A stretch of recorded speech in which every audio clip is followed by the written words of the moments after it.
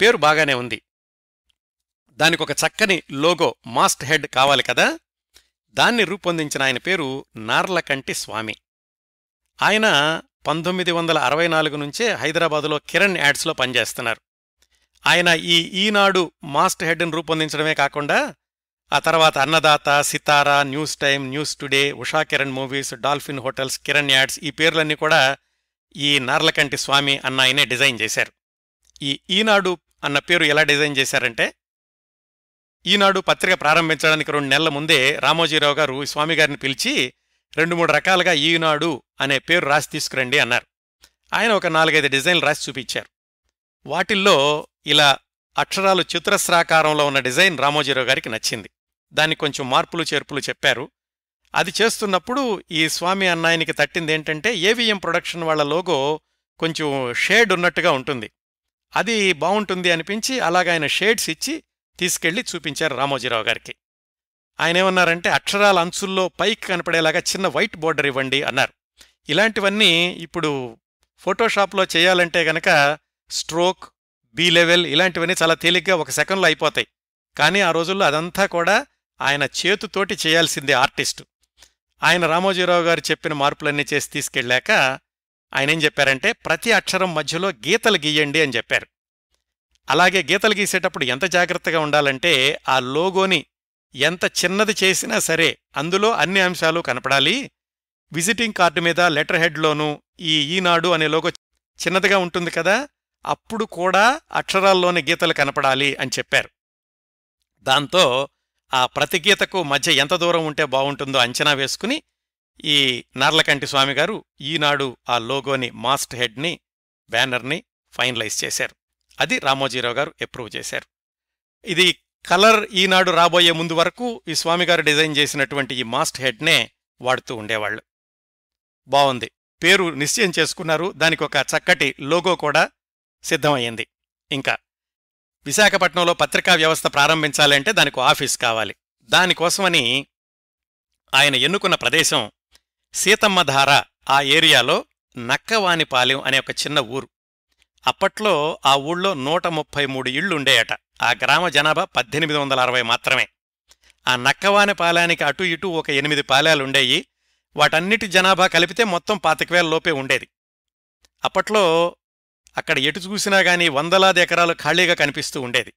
ఆ నక్కవానిపాలెం ప్రాంతంలో ఒక స్టూడియో ఉండేది. ఎప్పుడు మనం మాట్లాడుకునే 1974కి ఒక 30 సంవత్సరాల ముందు 1940 ప్రాంతంలో ఆ స్టూడియోలో సురభి కమలాబాయి గారు నటించిన భక్త జయదేవ ఇలాంటి సినిమాల షూటింగులు కూడా జరిగినాయి. అయితే ఆ సినిమా షూటింగులు చాలా తొందరలోనే ఆగిపోయినాయి. ఆ స్టూడియో కూడా మూసేశారు. చాలా పొడవుగా షెడ్లు ఉండేవి. స్టూడియో అంటే ఫ్లోర్లు ఇలాంటివి ఉండేవి కదా. దాని తర్వాత ఆ షెడ్లన్నింటినీ కూడా ఫుడ్ కార్పొరేషన్ ఆఫ్ ఇండియా వాళ్ళు రెంట్కి తీసుకుని దానిలో గోడౌన్స్ నిర్వహించారు. 1974 సంవత్సరానికి ఎఫ్సిఐ వాళ్ళు కూడా దాన్ని ఖాళీ చేశారు. ఆ షెడ్లన్నీ కూడా ఖాళీగా ఉన్నాయి. ఆంధ్ర యూనివర్సిటీలో ఇంజనీరింగ్ హాస్టల్స్ దాటి వెళితే కనుక ఆ పక్కనే కనిపిస్తూ ఉంటుంది ఈ నక్కవానిపాలెం. ఆ షెడ్స్ని లీజుకి తీసుకున్నారు రామోజీరావు గారు. అక్కడ ఈనాడు పత్రిక ప్రారంభిద్దామని. అట్లా ఆ రేకుల షెడ్డులో ప్రారంభమైంది ఈనాడు పత్రిక. ఆ ఆవరణలో పెద్ద రావి చెట్టు ఉండేది. అది బహిరంగ సమావేశ మందిరంలాగా పనిచేస్తూ ఉండేది రామోజీరావు గారికి. ఆ విశేషాలు కూడా తెలుసుకుందాం. పేరు వచ్చింది, లోగో వచ్చింది, ఆఫీసుంది. ఇంకిప్పుడు దానిలో పెట్టడానికి ప్రింటింగ్ ప్రెస్ కావాలి. ఈ ప్రింటింగ్ ప్రెస్ కోసమని ఏం చేశారంటే, 1974 ఆగస్టు 10న పత్రిక ప్రారంభం కావడానికి ఒక 5 నెలల ముందే నవహింద్ టైమ్స్ అనే వాళ్ల దగ్గర నుంచి డూప్లెక్స్ ఫ్లాట్ బెడ్ రోటరీ ప్రెస్ని కొనుక్కున్నారు. ఆ నవహింద్ టైమ్స్ వాళ్ళు మరాఠా డైలీ నుంచి 1962లో ఆ మెషీన్ని 95,000కి కొన్నారు. వాళ్ళు ఒక 12 ఏళ్లు వాడాక దాన్ని ఇప్పుడు రామోజీరావు గారు మళ్ళీ 1,05,000 రూపాయలిచ్చి ఈ నవహింద్ టైమ్స్ నుంచి కొన్నారు. అది చేతులు మారుతున్నా కానీ సామర్థ్యం బ్రహ్మాండంగా ఉండేది.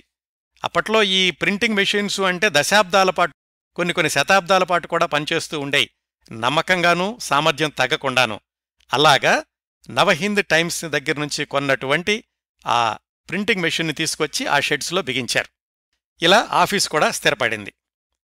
ఇంకా ఇన్ఫ్రాస్ట్రక్చర్ ఒకవైపు ఇలా సిద్ధమవుతూ ఉండగా అత్యంత కీలకమైనటువంటి సంపాదక వర్గం ఇలాంటి వాళ్ళు ఉండాలి కదా.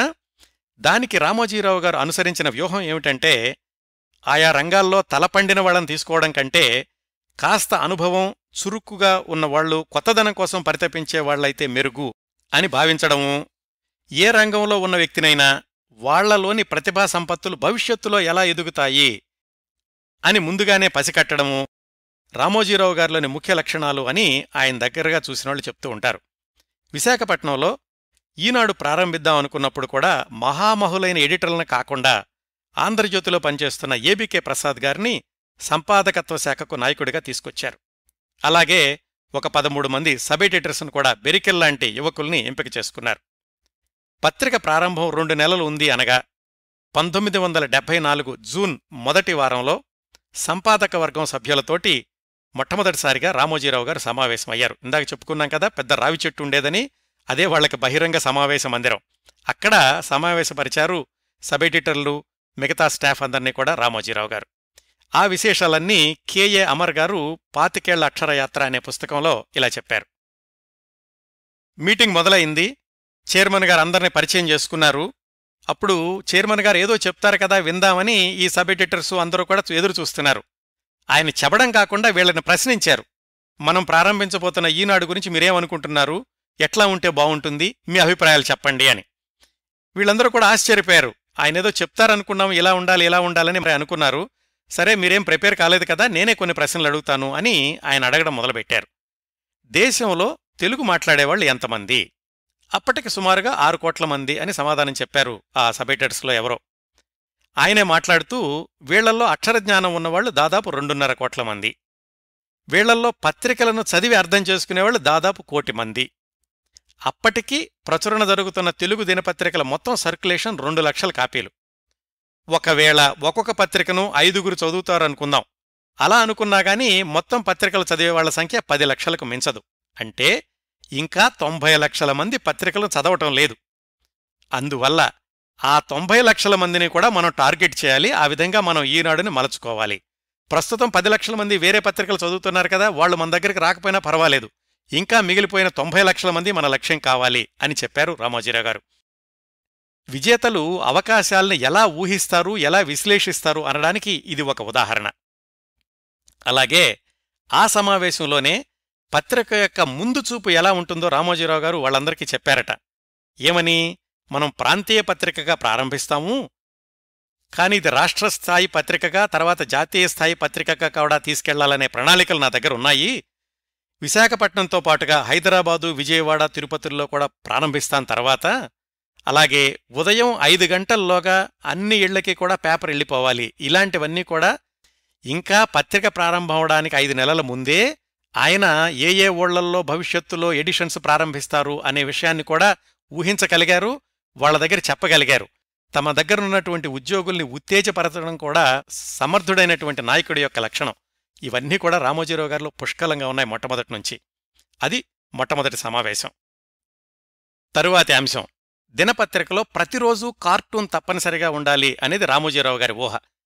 నిజానికి అప్పట్లో దినపత్రికలను చూసుకుంటే కార్టూన్ అనేది 1955లో విశాలాంధ్రతో మొదలైందట. ఆ తర్వాత మిగతా పత్రికలన్నీ కూడా రోజువారీ కార్టూన్లు ప్రారంభించినాయి. కానీ ఈ 1974 ప్రాంతంలో మిగతా పత్రికలను చూసుకుంటే ఆంధ్రపత్రిక, ఆంధ్రప్రభ, ఆంధ్రజ్యోతిలో కూడా కార్టూన్లు వచ్చేయి. కానీ అవి క్రమం తప్పకుండా ప్రతిరోజు ఉండేవి కాదు. మధ్య మధ్యలో ఆగిపోయినా పర్వాలేదనుకునేవాళ్లు. ఏదైనా సందర్భం వచ్చినప్పుడు మాత్రం ఆ పాకెట్ కార్టూన్లు వేస్తూ ఉండేవాళ్లు. ఆంధ్రజ్యోతిలో అయితే ఈవీఆర్ అనేటటువంటి ఆర్టిస్టు, ఆంధ్రప్రభ, ఆంధ్రపత్రికల్లో అయితే వేరే రాష్ట్రాల నుంచి వచ్చిన వాళ్లు వేసిన కార్టూన్లు ఇవి ఉంటూ ఉండే. కానీ రామోజీరావు గారు తాను ప్రారంభించబోతున్న ఈనాడు పత్రికలో క్రమం తప్పకుండా పొలిటికల్ కార్టూన్ మొట్టమొదటి పేజీలో ఉండి తీరాలి అని ఆయన నిర్ణయించుకున్నారు. అప్పుడు విశాఖపట్నంలో కార్టూనిస్టులు ఎక్కడ దొరుకుతారు? పైగా పొలిటికల్ కార్టూనిస్ట్ అయి ఉండాలి. రాబోయే ఈనాడు వేగాన్ని అందుకునేవాళ్లై ఉండాలి. అప్పటికే ఈ రంగంలో అనుభవం ఉన్న వాళ్ళని వేరే ప్రదేశాల నుంచి తీసుకురావడం కంటే కూడా స్థానికంగా ఎవరినైనా తీసుకుంటే బావుంటుంది అనుకున్నారు. అప్పుడు ఏబీకే ప్రసాద్ గారు ఒక కుర్రాడి పేరు చెప్పారు. ఏబీకే ప్రసాద్ గారు ఆంధ్రజ్యోతిలో పనిచేస్తూ ఉండగా ఆ కుర్రవాడు ఆయన రాసినటువంటి ఒక పుస్తకానికి ఇలస్ట్రేషన్స్ వేశారు. రామోజీరావు గారికి చెప్పారు ఆయన, ఈయన ఇలస్ట్రేషన్స్ వేస్తాడండి, కార్టూన్స్ వేస్తాడో లేదో కనుక్కుందాము అని ఉత్తరం రాసి ఆయన రప్పించారు. ఆయనే బాలీగారు. ఆయనేసిన బొమ్మలవి చూసి రామోజీరావు గారు, ఓకే మిమ్మల్ని తీసుకుంటాము, మీరు పొలిటికల్ కార్టూన్లు వెయ్యాలి అన్నారు. ఆయనేమన్నారంటే, నాకింకా కార్టూన్లో అంత అనుభవం రాలేదండి, ఇలస్ట్రేషన్స్ అయితే వేస్తాను అన్నారు. కానీ రామోజీరావు గారు చెప్పారు, మీ స్ట్రోక్స్ చూస్తుంటే తప్పనిసరిగా మీరు పొలిటికల్ కార్టూన్లు బ్రహ్మాండంగా వేస్తారు అన్న నమ్మకం నాకుంది, మేము శిక్షణనిస్తాం, మీరు రండి అని బాలీగారిని పిలిచారు. ఆయన అప్పటికి గవర్నమెంట్ ఉద్యోగంలో ఉన్నారు. ఉద్యోగానికి రాజీనామా ఇచ్చి ఈనాడులో చేరారు. ఇదంతా కూడా ఇంకా ఈనాడు ప్రారంభించడానికి కొన్ని నెలల ముందే. ఇంత ప్రణాళికాబద్ధంగా ఏర్పాట్లు, శిక్షణ అన్నీ పూర్తి చేసుకుని విడుదల రోజుకి ఒక వారం ముందు నుంచే డమ్మీలు వేసి చూసుకున్నారు. విడుదల తేదీ 1974 ఆగస్టు 10. ముందు రోజు సాయంత్రం పత్రిక మేకప్ అంతా సిద్ధమైపోయింది. అప్పుడు ప్రింటింగ్ మొదలుపెట్టడంతో పత్రిక ఆవిష్కరణ జరగాలి. ఏమాత్రం హంగు ఆర్భాటాల్లేవు, పూజార్లు పూజలు లేవు, రాజకీయ నాయకులు ప్రసంగాలు లేవు. చాలా సాదాసీదాగా 1974 ఆగస్టు 9 సాయంకాలం ప్రింటింగ్ సెక్షన్లో పనిచేసే ఒక సాధారణ కార్మికుడు స్విచ్ ఆన్ చేసి ఈనాడు ముద్రణను ప్రారంభించారు. 2 కథారచయితలు, 30-40 మంది సిబ్బంది, అంతమంది మాత్రమే ఉన్నారు ఈనాడు ప్రారంభమైనప్పుడు.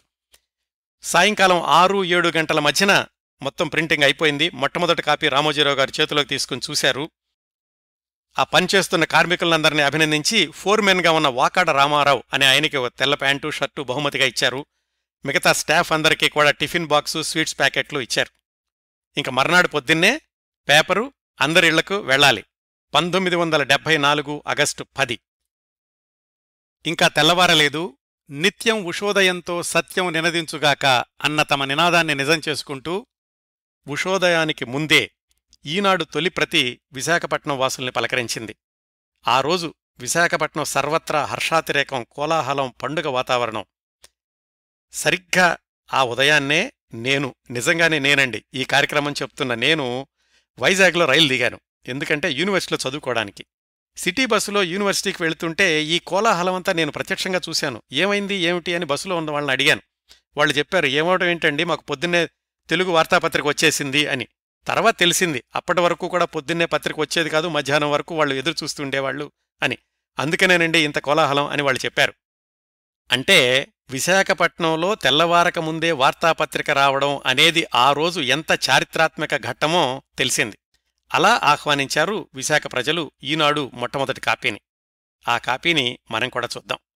తనదైన శకాన్ని, యుగాన్ని నెలకొల్పి నిత్య నూతనంగా ప్రకాశిస్తూ ప్రతిరోజూ కొత్తదారి అన్నట్లుగా విజయపథంలో ప్రయాణిస్తున్న ఈనాడు తొలి అడుగు మొదటి సంచిక ఇది.